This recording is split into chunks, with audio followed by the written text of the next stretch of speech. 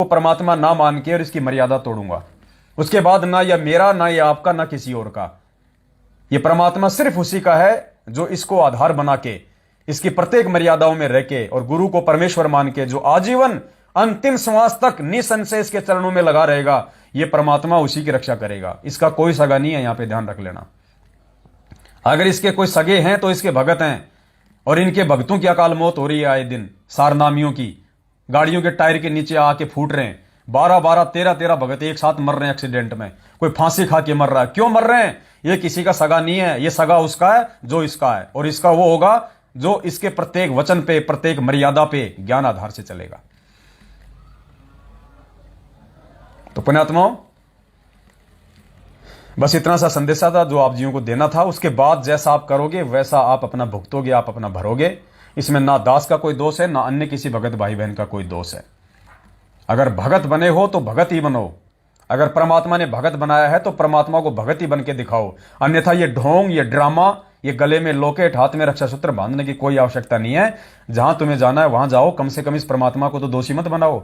कल को फिर तुम अकाल मौत मरोगे, दुनिया कहेगी रामपाल का चेला मर गया, रामपाल का चेला मर गया। और गुरुजी कहते हैं रामपाल का चेला नहीं, वो तो काल का चेला है। भाई काल का चेला, आपने सत्संग सुना होगा ना परमात्मा का। गुरुजी कहते हैं कि कुछ दुष्ट आत्माएं इस आश्रम में जो भगत का ढोंग करके आती हैं, और यहां उनका काम क्या होता है? चोरियां करना।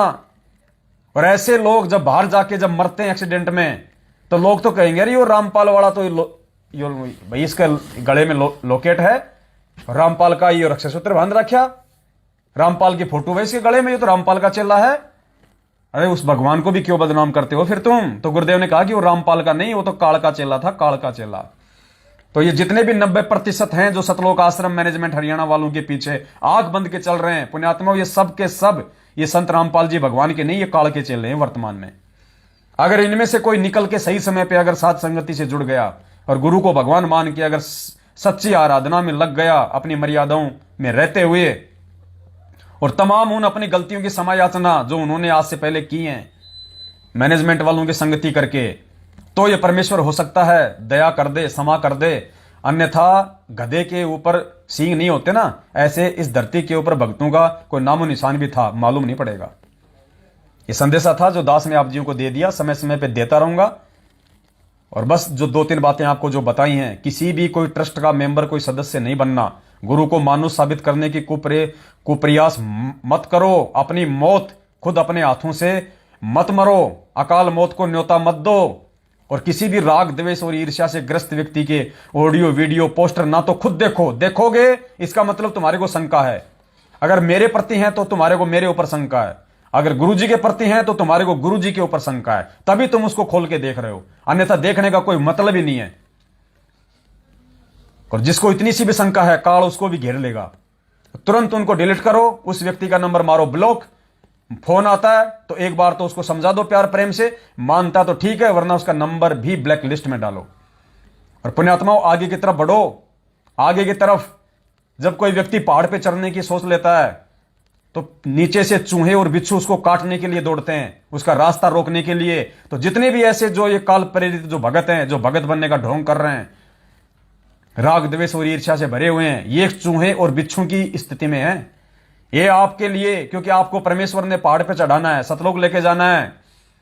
और ये लोग उस काल के चूहे और बिच्छू बन के आपको काटेंगे, आपको पहाड़ पे चढ़ने से रोकेंगे। ये हर संभव ये प्रयास करेंगे।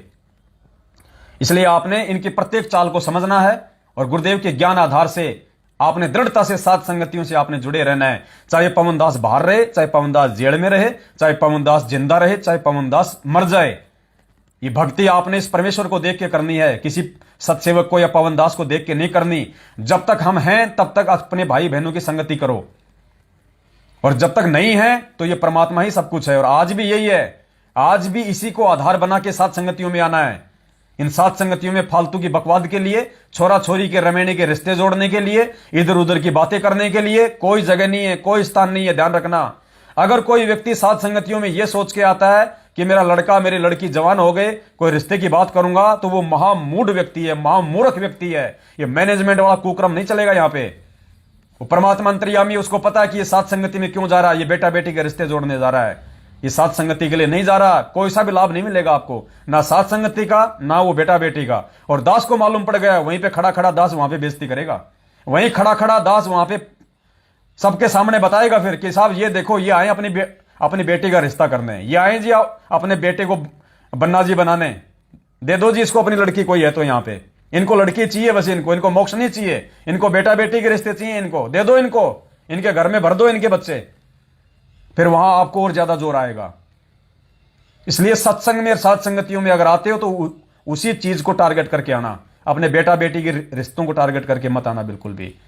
नंबर ले जाओ, साथ संगति से दूर जाके जब आप अपने घर पे जाओ उस समय बात करो। आपको लगता है ऐसा कोई भगत है, उनके नंबर ले हो, साथ संगति में आते हो नंबर ले लो, लेकिन बात रिश्ते की साथ संगति से जाने के बाद अपने घर पे करना। जब घर से चलते हो तो केवल साध संगति के लिए चलो, गुरुदेव के पांचों यज्ञ के लिए चलो, सत्संग के लिए चलो। तीसरी बकवाद मन में लेके चलोगे, परमात्मा आपका कोई भी प्रयोजन सफल नहीं होने देगा। बस इतना सा संदेशा था। दास लेट हो रहा है। बंदी छोड़, सतगुरु रामपाल जी भगवान की जय हो। सत साहिब।